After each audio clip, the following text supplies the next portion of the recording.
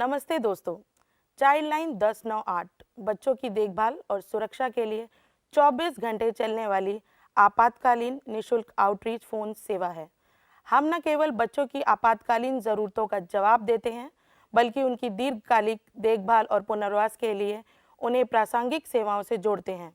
हम आज तक पूरे देश में 30 लाख बच्चों से जुड़े हुए हैं और उन्हें सुरक्षा और देखभाल प्रदान कर रहे हैं।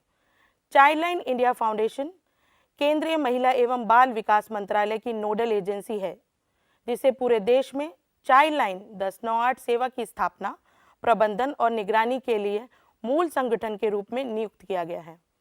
आज हम यहाँ कई मुद्दों पर चर्चा कर रहे हैं, जो कि ये सुनिश्चित करने के लिए महत्वपूर्ण है कि बच्चे सुरक्षित रहें और अपनी पूरी क्षमता के साथ फलते फूलते रहें। हम बच्चे के बारे में हमारी समझ, बच्चों के अधिकारों, बाल शोषण, लैंगिक शोषण और उनके संकेतकों और भारत में इन्हें संबोधित करने के लिए उपलब्ध कानूनी ढांचे के बारे में बात करेंगे।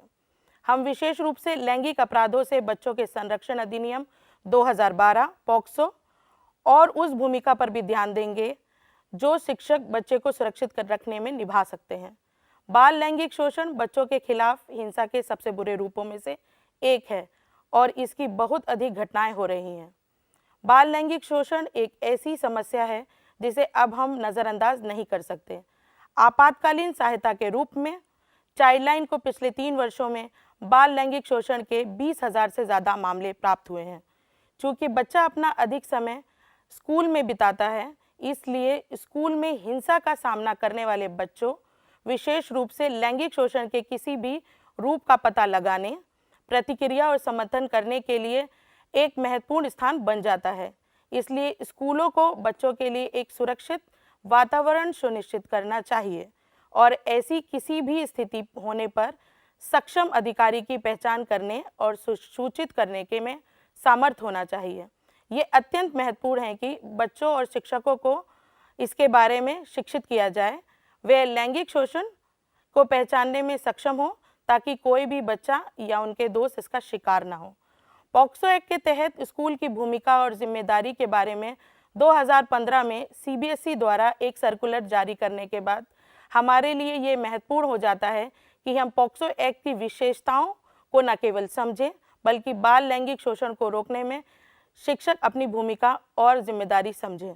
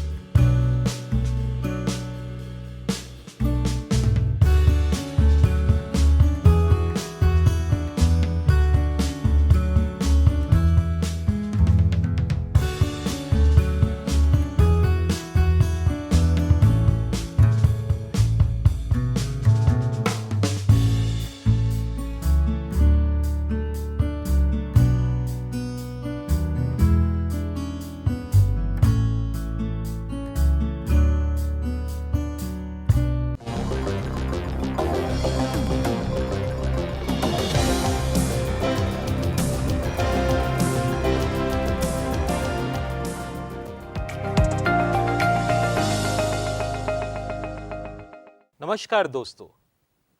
बचपन शायद जीवन का वह चरण है जिसे हम में से ज़्यादातर लोग एक मुस्कुराहट और सुखद अनुभूतियों के साथ याद करते हैं।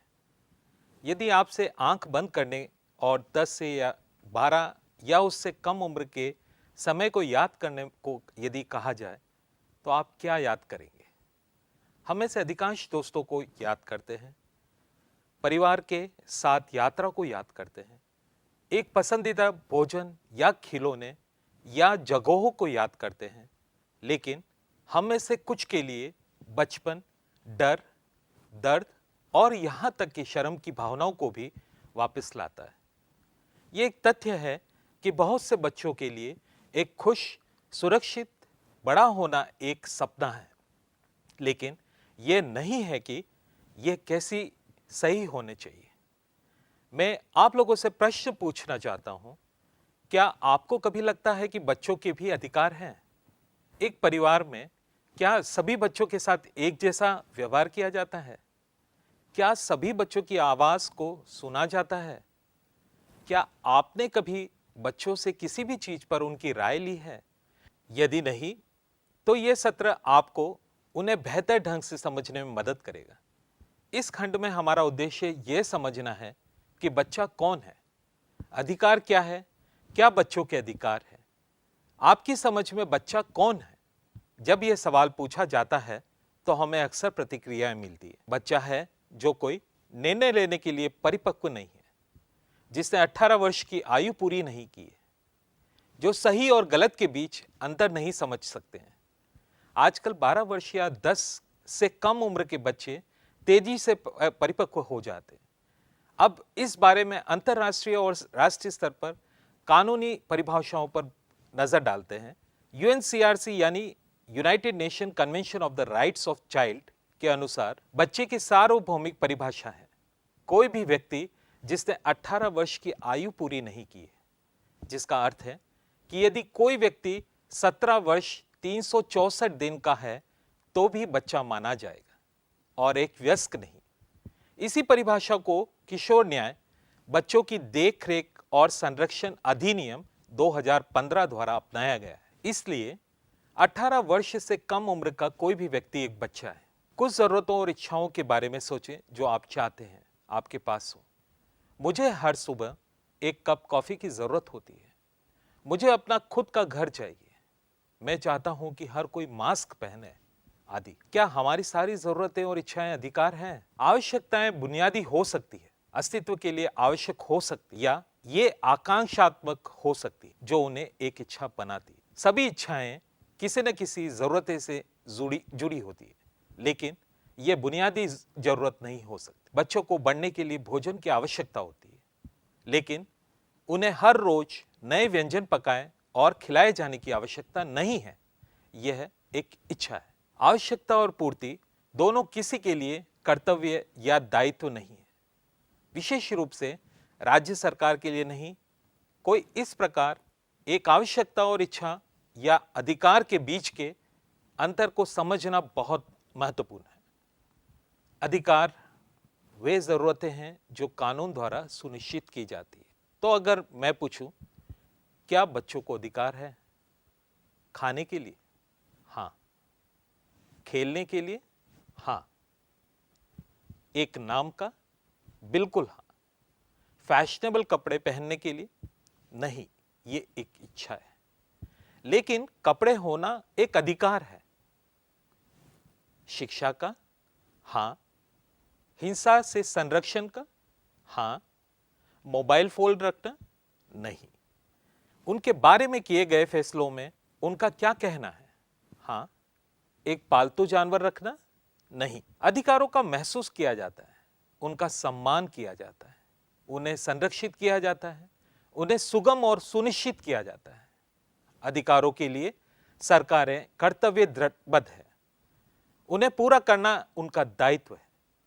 सभी बच्चों के अधिकार है और इनमें से कई अधिकार वयस्कों के अधिकार के समान है, लेकिन क्योंकि बच्चे अधिक संवेदनशील और आश्रित हैं, उनके पास वयस्क की तुलना में अतिरिक्त संरक्षण अधिकार है।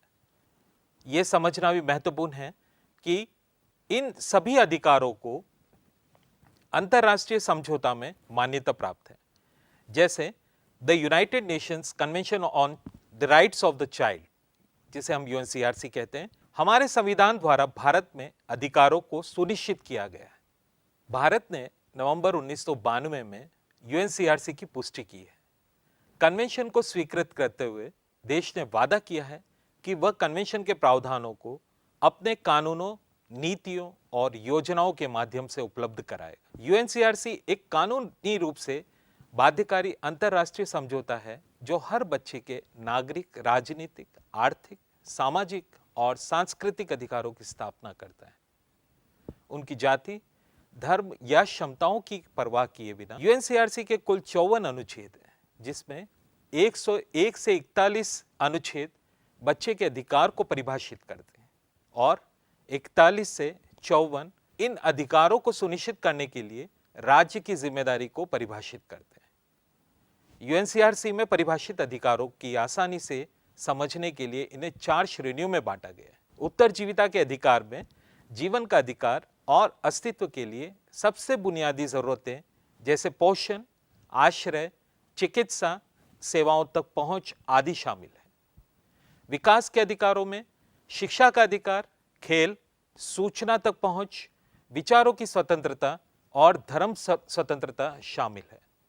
संरक्षण के अधिकार ये सुनिश्चित करते हैं कि बच्चों को सभी प्रकार के दुर्व्यवहार, उपेक्षा और शोषण से बचाया जाए। भागीदारी के अधिकार, इसका मतलब है कि बच्चों को अपनी राय अपने स्वयं के जीवन को प्रभावित करने वाले मामलों में कहने का अधिकार है। कृपया इन सभी के बारे में सोचें और सुनिश्चित करें कि आपके संपर्क में आया हर बच्चा इन सभी अधिकारों को आनंद ले रहा है। धन्यवाद।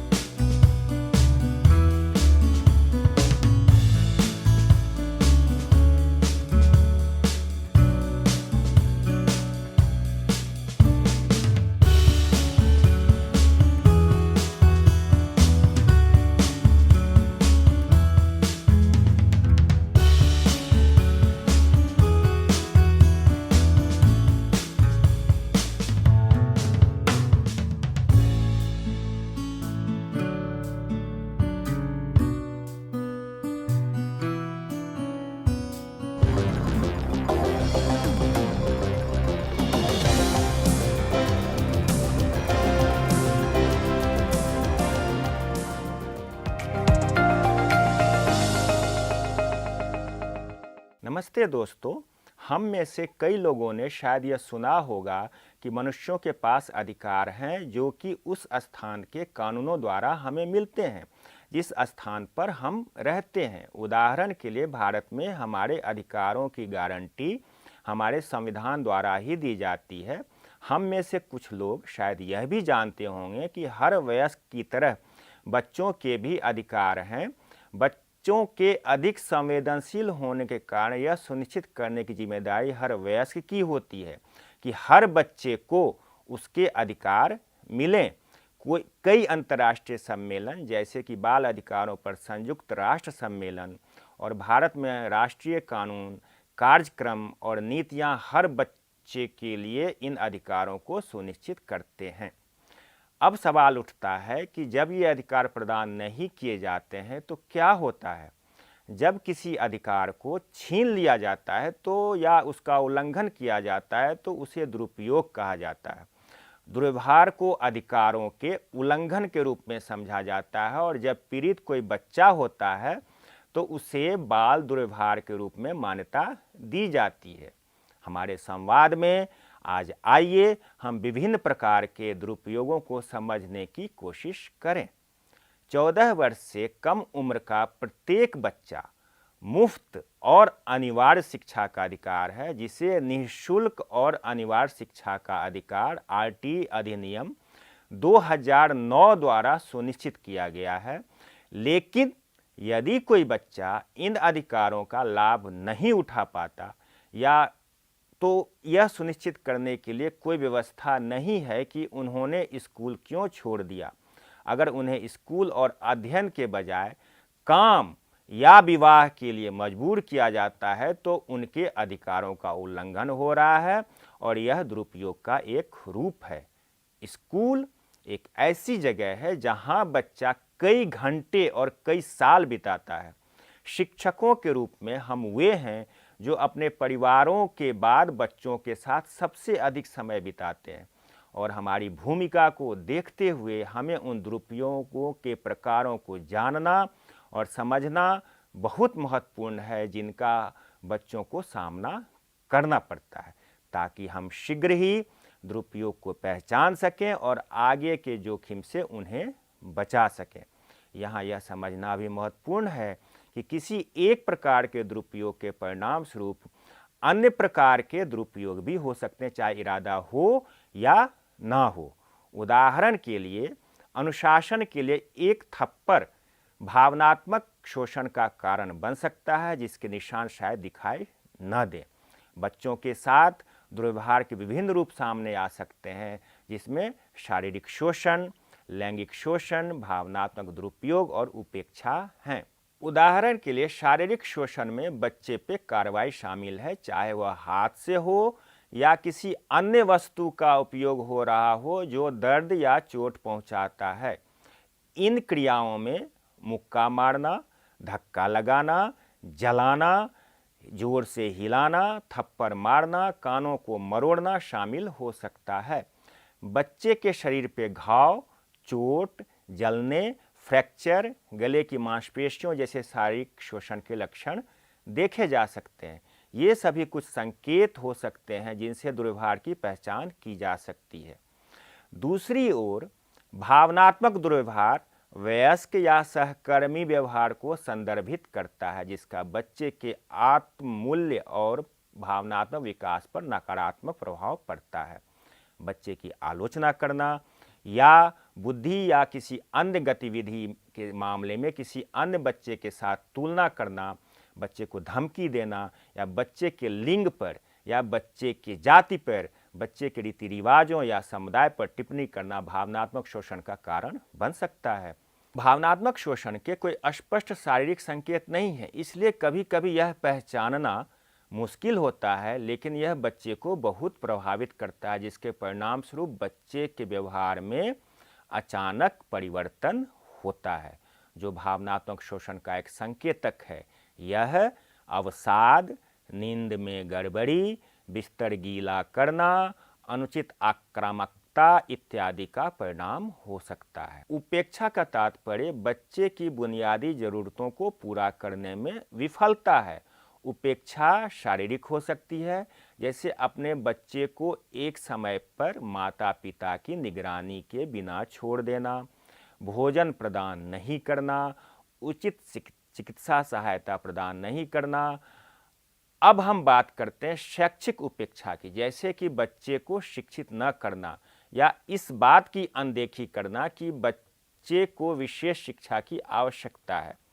अब अगला भाग है भावनात्मक उपेक्षा, जैसे कि जब बच्चे ऊर्जाहीन और उदासीन महसूस कर रहे हों तो उन्हें भावनात्मक समर्थन प्रदान न करना। उपेक्षा का संबंध बच्चे के लिंग के साथ भी हो सकता है, जो एक ऐसी चीज है जिसे हम उदाहरण के लिए ध्यान में रखना है कि एक लड़की से एक ही परिवार में उसके भाई की तुलना में बहुत अलग तरीके से व्यवहार करना और जिसके परिणाम स्वरूप बच्चे पे बहुत अधिक प्रभाव पड़ता है। जब कोई व्यक्ति अपनी शक्ति या प्रभुत्व का दुरुपयोग करता है और अपने स्वयं के यौन संतुष्टि के लिए बच्चे के साथ कोई भी कार्य करता है तो इसे लैंगिक शोषण कहते हैं, जो कि दुर्व्यवहार का अंतिम रूप है जिसकी हम आज चर्चा कर रहे हैं। दूसरे शब्दों में लैंगिक शोषण में एक बच्चे के प्रति किसी भी प्रकार का व्यवहार शामिल हो सकता है जिसका कारण अपराधी की यौन उत्तेजना है। यह अक्सर गलत समझा जाता है कि लैंगिक शोषण हमेशा दर्द और हमले से जुड़ी हिंसा का एक कार्य है। बाल लैंगिक शोषण कई प्रकार के हो सकते हैं, जिसमें संपर्क और गैर संपर्क दुरुपयोग दोनों शामिल हैं और इसमें स्पर्श शामिल हो भी सकता है या नहीं भी हो सकता है। उदाहरण के लिए गैर संपर्क दुरुपयोग में बच्चे के सामने किसी भी तरह की यौन गतिविधि को शामिल करना, जिसमें पोर्नोग्राफी देखना या दिखाना शामिल है। ऑनलाइन दुर्व्यवहार गैर संपर्क दुर्व्यवहार का एक अन्य रूप है, जब आप बच्चे से चैट रूप में ऑनलाइन मिलते हैं या अनुचित यौन वार्तालाप करते हैं। इसमें बच्चों की यौन फोटो लेना, डाउनलोड करना, देखना या वितरित करना शामिल हो सकता है। इसी प्रकार संपर्क दुरुपयोग भी कई तरह के हो सकते हैं। चुंबन, बच्चे को लैंगिक क्रियाओं के लिए प्रोत्साहित करना, बच्चे को अनुचित रूप से छूना, चाहे कपड़े पहने हों या नहीं, और निश्चित रूप से संभोग, बलात्कार और उत्पीड़न शामिल है। यह समझना बहुत महत्वपूर्ण है कि बाल लैंगिक शोषण लिंग उदासीन है। लड़के और लड़कियां दोनों लैंगिक शोषण के शिकार हो सकते हैं, लेकिन लड़कियों के साथ दुर्व्यवहार की सूचना अधिक आती है। इसको समझने के लिए दूसरी बहुत महत्वपूर्ण बात यह है कि अधिकतर बाल शोषणकर्ता बच्चे का कोई जान पहचान या भरोसे का व्यक्ति ही होता है। बच्चे अक्सर लैंगिक दुर्व्यवहार के बारे में बात नहीं करते हैं क्योंकि उन्हें लगता है कि यह उनकी गलती है या उन्हें अपने दुराचारी द्वारा आश्वस्त किया जाता है कि यह सामान्य है और यह एक विशेष रहस्य है, और या बच्चों को उनके द्वारा रिश्वत या धमकी भी दी जा सकती है या उन्हें बताया जाता है कि कोई उन पर विश्वास नहीं करेगा। मैं आपके परिवार को नुकसान पहुंचाऊंगा, मैं आपके पिता को मार दूंगा, मैं आपके भाई को लेकर भाग जाऊंगा, कई इस तरह की धमकियां दी जाती हैं। दुर्व्यवहार करने वाला अक्सर एक बड़ी प्रक्रिया का उपयोग करता है जिसे दुर्व्यवहार के लिए बच्चे को तैयार करना कहते हैं। वह बच्चा जो बहुत शर्मीला है, दुर्व्यवहार करने वाले बच्चे को जानने का प्रयास करेगा। एक बार जब बच्चा तैयार करने की पूरी प्रक्रिया में फंस जाता है, जो उस बच्चे को कमजोर बना देता है और बच्चे को दुर्व्यवहार का खुलासा नहीं करने के लिए मजबूर करता है।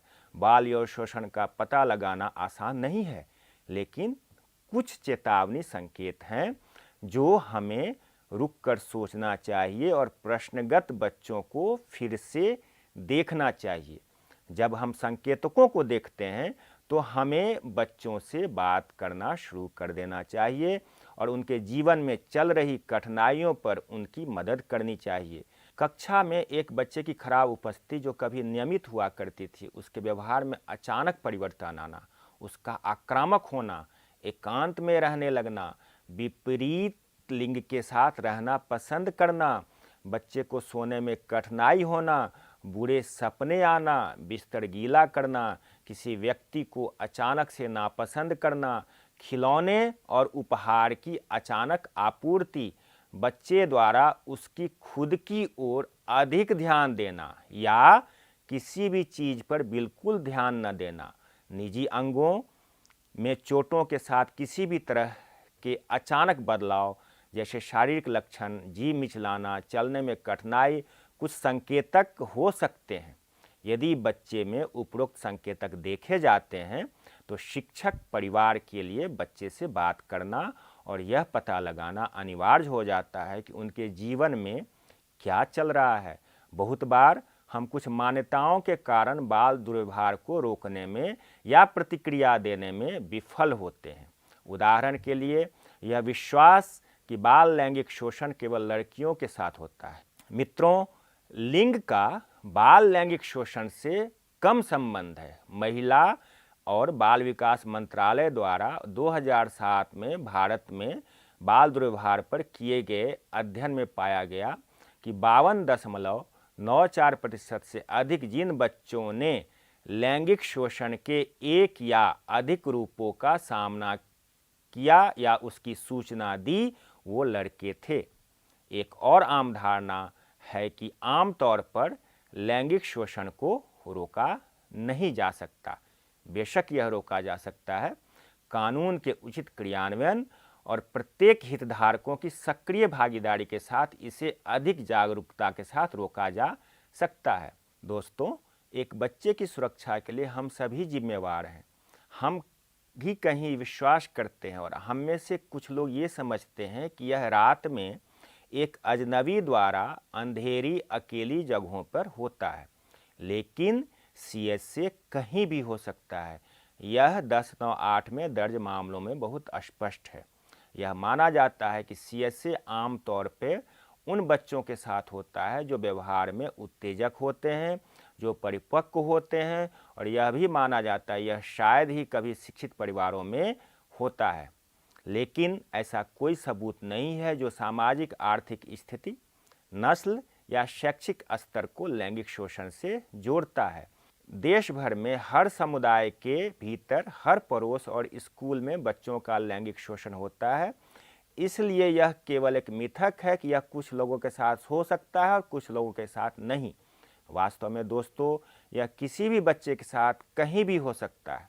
महिला और बाल विकास मंत्रालय 2007 की रिपोर्ट में लगभग 22% बच्चों के उत्तरदाताओं के समक्ष लैंगिक शोषण के गंभीर रूपों और रिपोर्ट किए गए कुछ मामलों का उल्लेख किया गया। 50% ने दावा किया कि अपराधी उनके जान पहचान के लोग थे। वास्तव में यह चौंकाने वाला है ना। अत्याचारी कोई भी हो सकता है, पिता, चाचा, बस चालक, क्लीनर, पड़ोसी या कोई और जानकार। उस रिपोर्ट के अनुसार भारत में 53% से अधिक बच्चों ने एक या अधिक दुर्व्यवहार की सूचना दी, जिसमें 53% लड़के और 47% लड़कियां थी। सही मायनों में यह स्थापित किया जाता है कि लड़कियां और लड़के दोनों समान रूप से असुरक्षित हैं और इसकी चपेट में हैं। भारतीय कानूनी नीति और कार्यक्रम की रूपरेखा सभी प्रकार के दुरुपयोग से निपटने के लिए विभिन्न प्रावधान प्रदान करती है। इसलिए जैसा कि मैंने शुरू में कहा था कि ऐसा नहीं है कि कोई आशा नहीं है।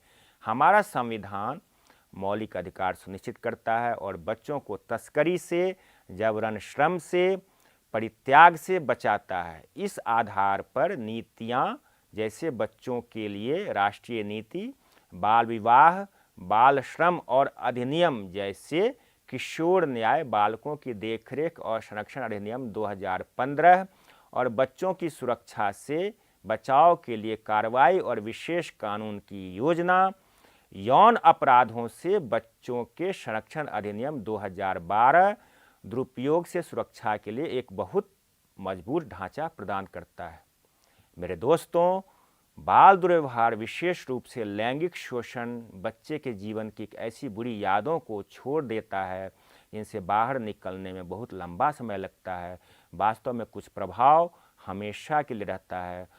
जैसा कि मैंने पहले भी कहा है कि यह पुलिस की ही जिम्मेदारी नहीं है या राज्य की ही जिम्मेदारी नहीं है, यह माता पिता की ही जिम्मेदारी नहीं है, यह बच्चे की भी जिम्मेदारी नहीं है। वास्तव में यह हम सब की सामूहिक और सम्मिलित जिम्मेदारी है कि हम यह सुनिश्चित करें कि हमारे बच्चे सुरक्षित हों। मैं आपको एक सोच के साथ यहाँ छोड़ता हूँ, एक विचार जो हम में से कई लोगों को रातों में जगाएगा कि पिछले 3 वर्षों में बाल लैंगिक शोषण के 20,000 से अधिक मामले चाइल्ड लाइन 1098 सेवा पर रिपोर्ट किए गए थे और इन कथित मामलों में 71% बच्चे दुराचारियों के जानने वाले थे। अतः अपने बच्चों को सुरक्षित रखें।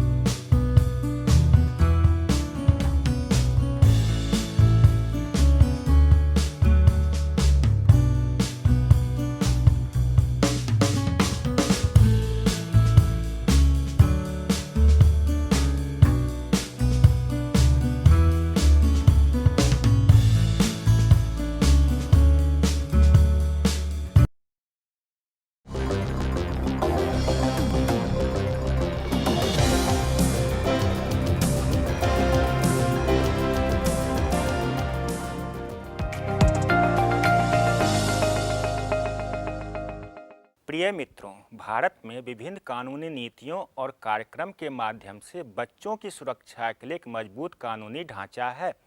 बाल लैंगिक शोषण के मामलों से निपटने के लिए सरकार एक विशेष कानून अर्थात लैंगिक अपराधों से बच्चों का संरक्षण पॉक्सो अधिनियम 2012 लाई है।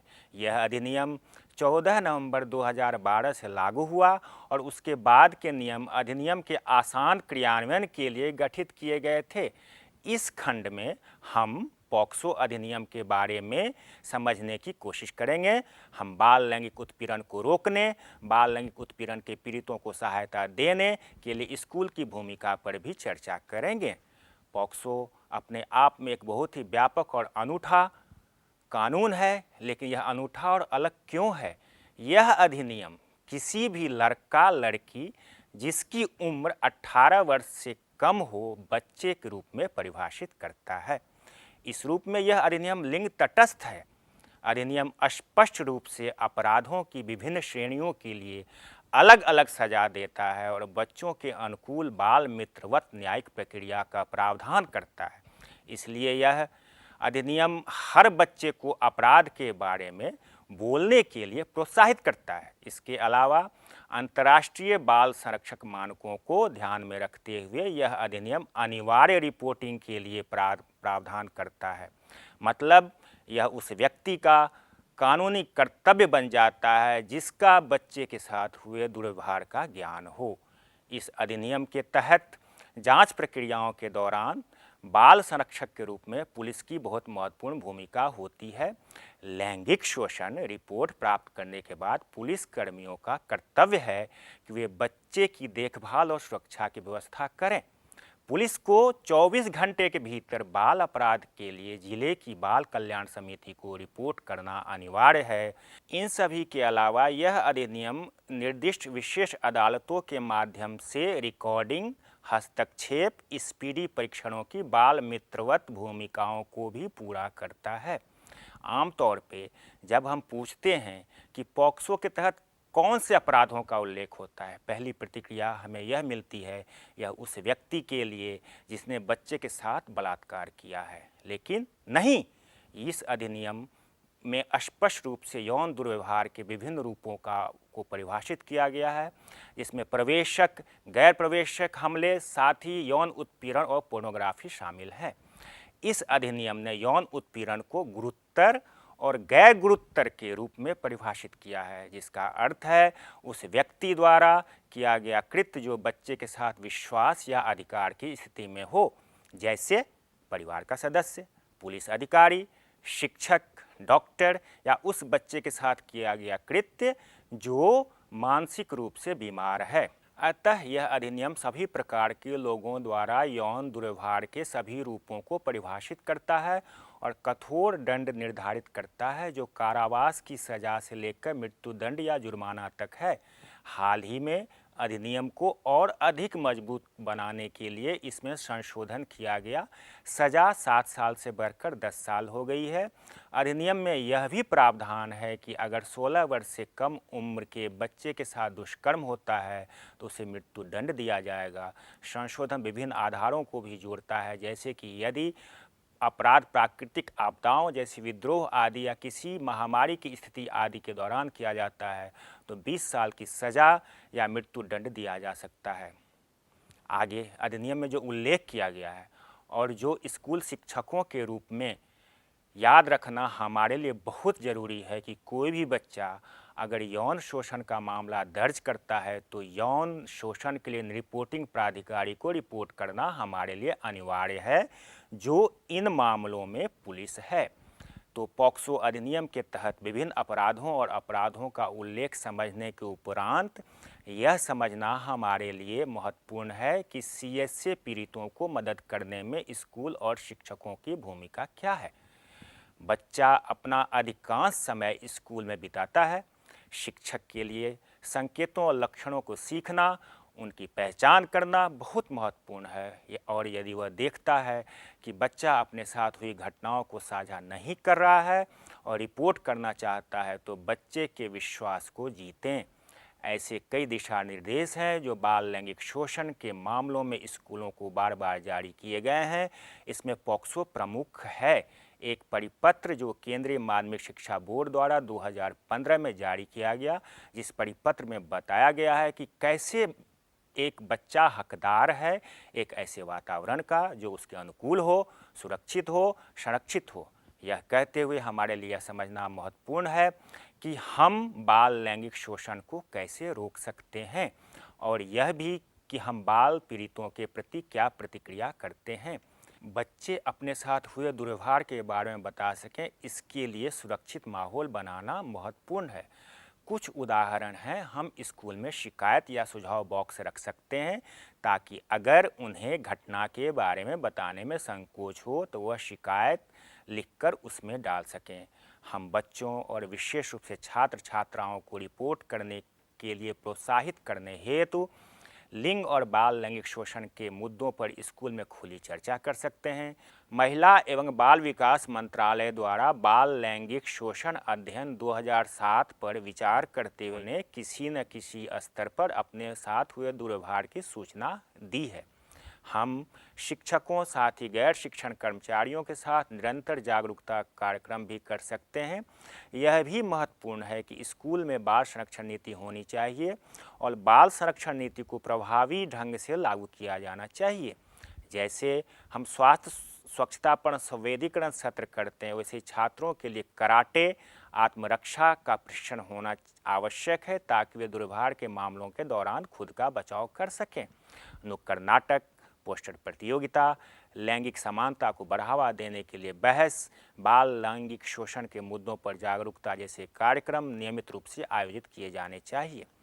शिक्षक बच्चों को न केवल खुद की सुरक्षा के लिए जागरूकता प्रदान कर सकते हैं बल्कि यह भी बता सकते हैं उन्हें कैसे रिपोर्ट करना है, कहाँ रिपोर्ट करना है, जहाँ से वे बाल लैंगिक शोषण की घटनाओं के मामले में समर्थन प्राप्त कर सकते हैं। महामारी के साथ इंटरनेट ने हमारे जीवन को संभाला है। बच्चों के साथ ऑनलाइन सुरक्षा के बारे में बात करना बहुत ज़रूरी है, विशेष रूप से ऑनलाइन ग्रूमिंग के मुद्दों पर जिनके परिणाम स्वरूप बच्चा दुर्व्यवहार का शिकार हो सकता है। स्कूल के स्टाफ और बुनियादी ढांचे की सुरक्षा परीक्षण भी आवश्यक है। उदाहरण के लिए सीसीटीवी की नियमित जांच की वे स्थापित हैं और वे ठीक ढंग से काम कर रहे हैं या नहीं। अब सवाल उठता है कि अगर बच्चे ने दुर्व्यवहार का सामना किया है और बच्चा दुर्व्यवहार के बारे में रिपोर्ट करना चाहता है तो यदि कोई बच्चा आपको विश्वास में लेकर अपने साथ हुए दुर्व्यवहार के बारे में बताता है तो सबसे पहले हमें यह करना चाहिए कि बच्चे को बोलने की अनुमति दें, बच्चे के आत्मविश्वास का निर्माण करें, उन्हें खुलासा करने दें। यदि आवश्यक हो तो बच्चे को काउंसलर के पास भावनात्मक समर्थन के लिए संदर्भित करें। यदि आपको दुर्व्यवहार के बारे में पता चला है तो यह महत्वपूर्ण है कि आप सक्षम अधिकारी को रिपोर्ट करें, जैसा कि पॉक्सो अधिनियम अनुच्छेद 19 में अनिवार्य रिपोर्टिंग क्लॉज में उल्लेख किया गया है। क्योंकि बच्चा आप पर विश्वास करता है और आप पर भरोसा है, इसलिए अगर बच्चे की मेडिकल जांच के लिए या बाल कल्याण समिति के पास या पुलिस के सामने उसकी पहली गवाही के लिए आप जा सकते हैं तो हमें उन सभी सहायता का प्रयास और विस्तार करना चाहिए जो एक बच्चे को चाहिए। बच्चे की सहमति के बिना परिवार के सदस्यों को घटना के बारे में साझा या खुलासा न करें। यदि आपको लगता है कि आप इसे संभाल नहीं पा रहे हैं या आपको कुछ बाहरी सहायता की आवश्यकता है तो कृपया बेझिझक हेल्पलाइन नंबर 1098 पर कॉल करें। चाइल्ड लाइन आपकी सहायता के लिए है। चाइल्ड लाइन आपकी सहायता करेगी और मामले को न्यायिक प्रक्रियाओं तक ले जाने में बच्चे की मदद करेगी। हमें जिस बात पर जोर देने और बनाए रखने की ज़रूरत है वह है बच्चे की गोपनीयता। यह विशेष रूप से अधिनियम में उल्लिखित है और हमें वयस्कों के रूप में यह सुनिश्चित करने की आवश्यकता है कि यदि कोई बच्चा हमसे बात कर रहा है और हमें बच्चे की गोपनीयता बनाए रखना चाहिए। इसके अलावा ऐसे भी संकेत हो सकते हैं जब अचानक बच्चे को आप साथियों के साथ बातचीत करते हुए नहीं देखेंगे, उसके अंक अचानक से गिरने लगेंगे। ये कुछ संकेत और लक्षण हैं जिन्हें एक शिक्षक को देखना चाहिए। इस मामले पर चर्चा कर सकते हैं, बच्चों से संपर्क करना चाहिए। बच्चा होने के नाते या उसको संकोच हो सकता है या घटना का साझा करने से डर सकता है, इसलिए हमारे लिए यह बहुत ज़रूरी है कि हम उस सहायक व्यवहार के बारे में सीखें। हमें बच्चे में आत्मविश्वास पैदा करने में मदद करनी चाहिए और घटना के बारे में खुलासा करने देना चाहिए। हमारे लिए महत्वपूर्ण है कि हम बाल लैंगिक शोषण की घटना का खुलासा करने वाले बच्चे से बात कर रहे हों तो हम बच्चे के लिए सहायक व्यवहार प्रदर्शित करें। हमें यह भी समझने की आवश्यकता है कि किसी बच्चे को दोष नहीं देना चाहिए कि उसके साथ जो व्यवहार हुआ वो उसके कारण हुआ। आप बच्चे को नज़रअंदाज भी न करें। यदि बच्चा आता है और खुलासा करता है कि दुर्व्यवहार परिवार के भीतर या परिवार के किसी सदस्य द्वारा हुआ है, तो बच्चे को घर वापस भेजने से पहले बच्चे की सुरक्षा और संरक्षण सुनिश्चित करना बहुत महत्वपूर्ण है। अगर हमें लगता है कि बच्चे को घर वापस भेजना उसके लिए अनुकूल नहीं है, तो इस मुद्दे पर चर्चा करने के लिए या तो बाल कल्याण समितियों या सक्षम प्राधिकारियों से संपर्क करें। कभी भी दूसरों के सामने, विशेष रूप से बच्चों के सामने, स्टाफ रूम में, अन्य शिक्षकों के साथ या कक्षा में उस बच्चे के उदाहरणों का हवाला देते हुए दुर्व्यवहार पर चर्चा न करें। यह भी सुनिश्चित करें कि मीडिया में या अन्य लोगों के साथ बच्चे को अपने साथ हुए और बुरे तरह के दुर्व्यवहार को साझा करने की अनुमति नहीं देंगे जिसका वह सामना कर रहा होगा। कृपया यह भी ध्यान दें कि इन सभी व्यवहारों क्या करना है और क्या नहीं, पॉक्सो अधिनियम में इनका उल्लेख भी है और इसलिए हमारे लिए बाल लैंगिक शोषण पीड़ितों के प्रति सहायक व्यवहार प्रदर्शित करना बहुत महत्वपूर्ण है। हम यह कह सकते हैं कि हम लगातार गोपनीयता का आश्वासन दें, हम उनके साथ सहानुभूतिपूर्ण निर्माण की कोशिश कर सकते हैं, हम बच्चे में आत्मविश्वास पैदा करने की कोशिश करते हैं ताकि बच्चा पर्याप्त आत्मविश्वासी हो जाए और जाने कि कोई ऐसा व्यक्ति है जो उसकी आवश्यकता है तथा जहाँ भी होगा वो उसका समर्थन प्राप्त कर सकता है। यदि आप कभी भी महसूस करते हैं कि आपको मामले के प्रकटीकरण को संभालने के लिए, प्रक्रिया को करने के लिए, न्यायिक जांच करने के लिए कुछ बाहरी समर्थन की आवश्यकता है, तो कृपया चाइल्ड लाइन दोस्तों से जुड़ने 1098 नंबर पर कॉल करने के लिए स्वतंत्र महसूस करें। मुझे उम्मीद है कि अब तक आप समझ गए होंगे कि न केवल प्रतिक्रिया देने बल्कि यौन शोषण को रोकने में शिक्षक की कितनी महत्वपूर्ण भूमिका है। यह हमारा कर्तव्य है कि हम अपने बच्चों की क्षमताओं का निर्माण करें ताकि उन्हें न केवल रिपोर्ट करने के लिए बल्कि बाल लैंगिक शोषण के खिलाफ लड़ने के लिए मजबूत बनाया जा सके। समानांतर रूप से यह भी एक स्कूल का कर्तव्य है कि निवारक उपाय करे, स्कूल को हमारे बच्चों के लिए एक सुरक्षित जगह बनाया जाए। हमने ऐप में पढ़ने के लिए कुछ अतिरिक्त संसाधन दिए हैं और यदि इस विषय पर कोई प्रतिक्रिया या आगे स्पष्टीकरण आवश्यक है तो आप बेझिझक चाइल्ड लाइन 1098 पर संपर्क करें या डायल 1098@childlineindia.org.in पे लिखें। धन्यवाद।